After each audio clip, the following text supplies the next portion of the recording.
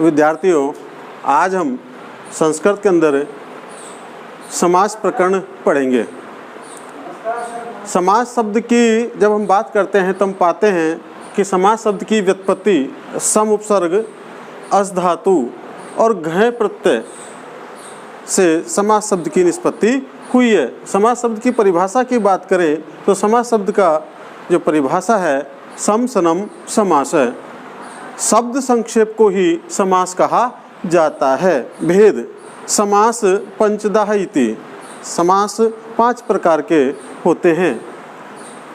संस्कृत भाषा में समास 5 होते हैं।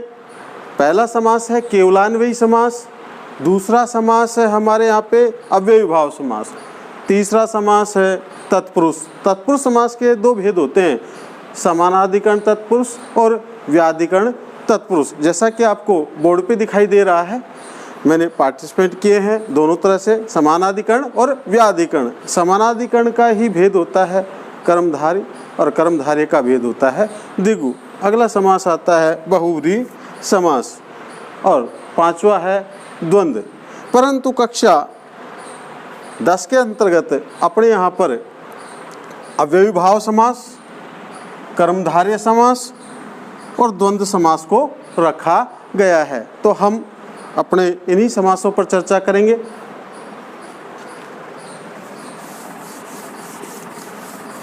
तो पहला ही समास लेते हैं हम, अव्ययी भाव समास। पहला समास लेते हैं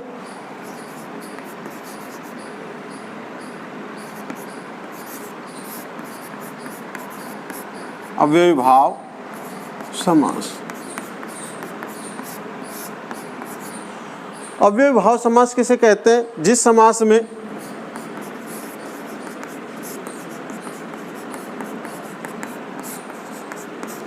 पूर्व पद के अर्थ की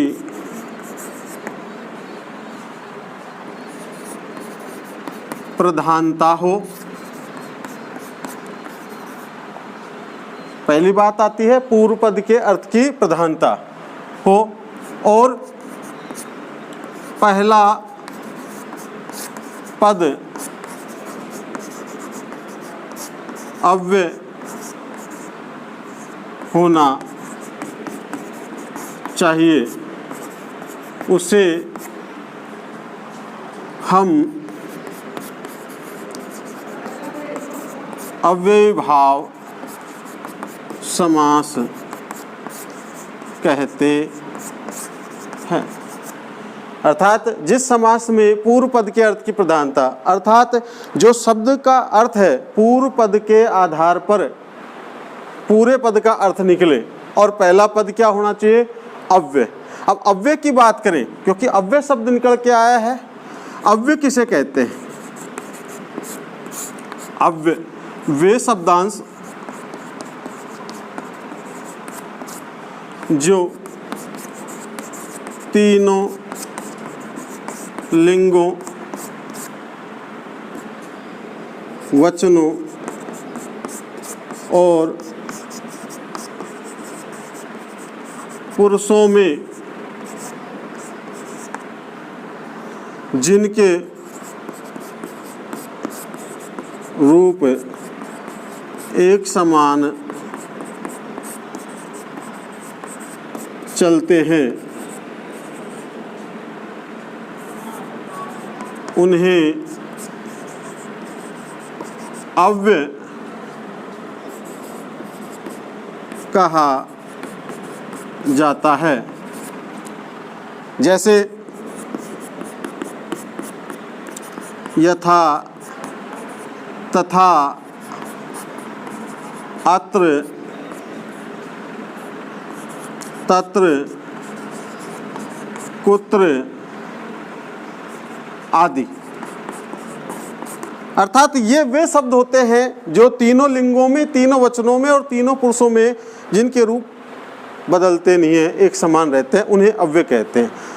इसका मतलब हुआ अव्ययी भाव समास वह समास होता है जिस समास में पूर्व पद का तो अर्थ प्रधान हो और पहला पद अव्यय हो, उसे हम अव्ययी भाव समास कहते हैं, उसे हम अव्ययभाव समास कहते हैं।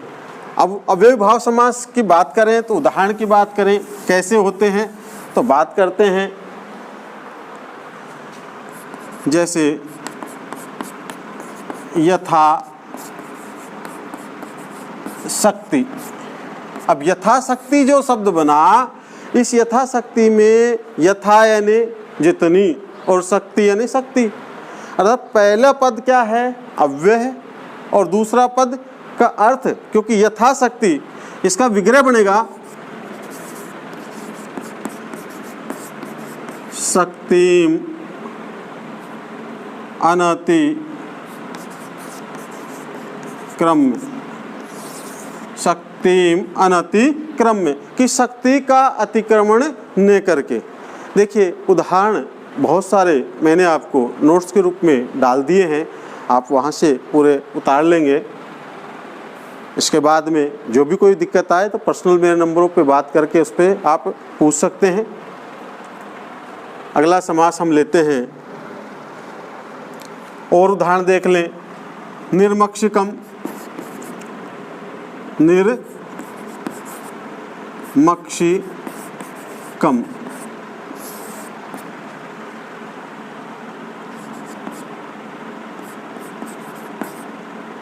निर्मक्षिकम मक्षिणाम,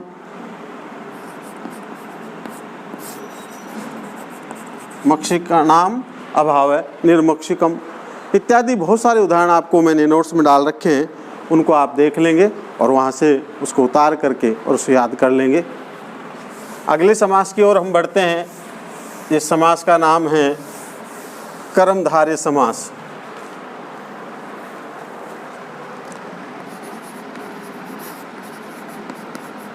कर्मधारय समास। कर्मधारय समास की बात करते हैं तो हम पाते हैं कि जिस समास में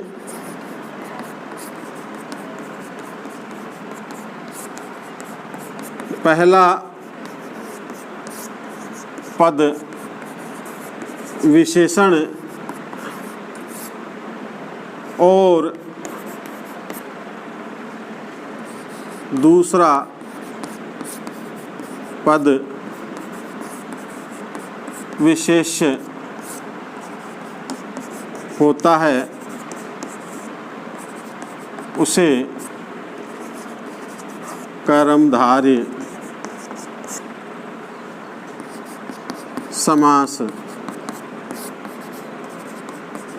कहते हैं। अर्थात कर्मधारय समास की पहली जो विशेषता है वह विशेषता है कि पहला पद विशेषण होना चाहिए और दूसरा पद विशेष्य होता है।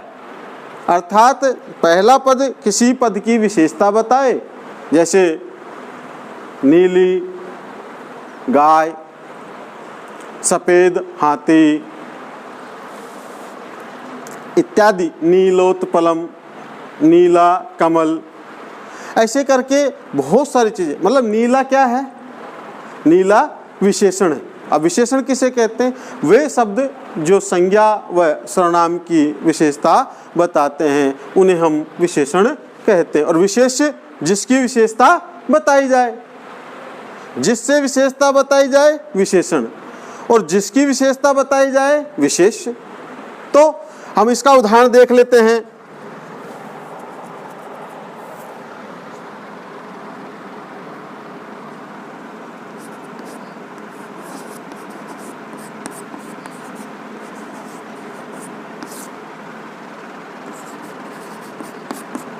नीलोत्पलम, नीलम उत्पलम, नीलम उत्पलम, नीला कमल। बाकी सारे मैंने उदाहरण आपको नोट्स के रूप में आपके पास डाल दिए हैं, उसे आप पढ़ लेंगे, देख लेंगे। अगला समास आता है हमारा द्वंद्व समास।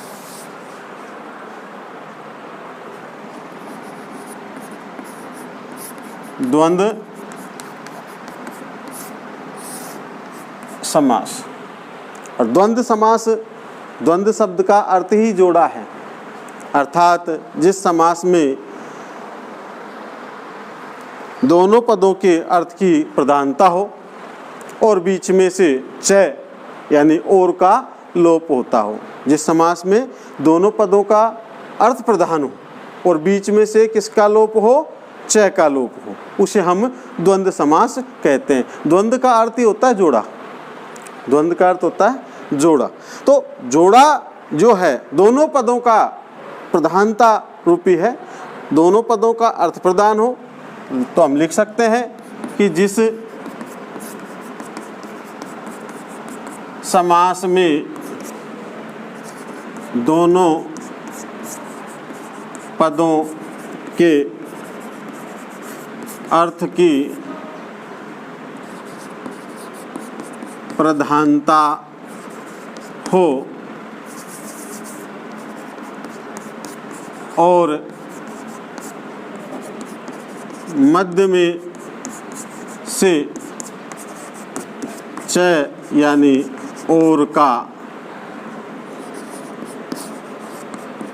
लोप हो जाता है, उसे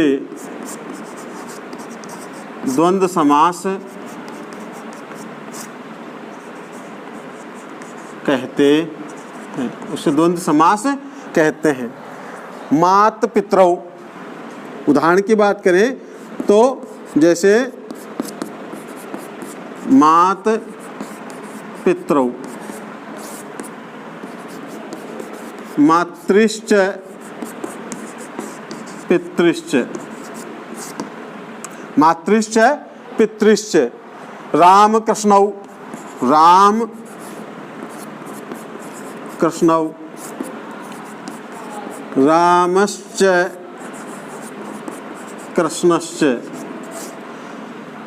तो हम देखते हैं कि माँ, माता और पिता, माता और पिता, तो माँ भी उतनी प्रधान, पिता भी उतना ही प्रधान, राम भी उतना ही प्रधान, कृष्ण भी उतना ही प्रधान। दिन और रात, हाथ और पैर, भाई और बहन, ऐसे हम पाते हैं कि दोनों ही चीज़ें प्रधान है और बीच में से और का लोप हो रहा है, तो उसे हमें द्वंद्व समास कहते हैं। तो देखिए हमने बताया कक्षा 10 के अंतर्गत हमारे यहाँ पर 3 ही दिए गए हैं। अब बात आती है कि हमसे परीक्षा में पूछेगा क्या, हमसे परीक्षा में पूछेगा क्या, क्योंकि परीक्षा इम्पोर्टेंट है, ज्ञानार्जन अच्छी बात है, लेकिन परीक्षा इंपॉर्टेंट है। पूछेगा क्या, कक्षा 10 के अंतर्गत अब तक सिलेबस में हमसे क्या पूछता आ रहा है। देखिए हमसे 2 तरह से पूछता है। पहला पूछता है कि समास विग्रह कीजिए, ये सामासिक पद है, ये हमारा सामासिक पद है, सामासिक पद देगा, समास विग्रह करवाएगा, या समास विग्रह देगा, सामासिक पद करवाएगा। और दोनों ही स्थितियों में हमसे समास का नाम भी लिखवाएगा, दोनों स्थितियों में हमसे क्या लिखवाएगा, समास का नाम भी लिखवाएगा कि कौन सा समास है। देखिए दोबारा फिर रिपीट कर रहा हूँ, प्रश्न कैसे पूछेगा। 2 तरह से प्रश्न पूछता है कक्षा 10 के अंतर्गत। पहला हमें सामासिक पद देता है और समास विग्रह करवाता है। जब हमें सामासिक पद देगा, जैसे मातृ पितरौ दे दिया, तो हमें लिखना होता है मातृश्च पितृश्च और समास का नाम तो द्वंद्व समास। और दूसरा प्रश्न पूछता है मातृश्च पितृश्च और फिर बोलता है इसका समास बनाइए, तो मात पितरौ करना होता है और दोनों स्थितियों में हमें नाम समास का देना होता है। इस प्रकार से हमारा ये समास प्रकरण आपको हुआ। कोई दिक्कत आए तो आप पूछ सकते हैं। धन्यवाद।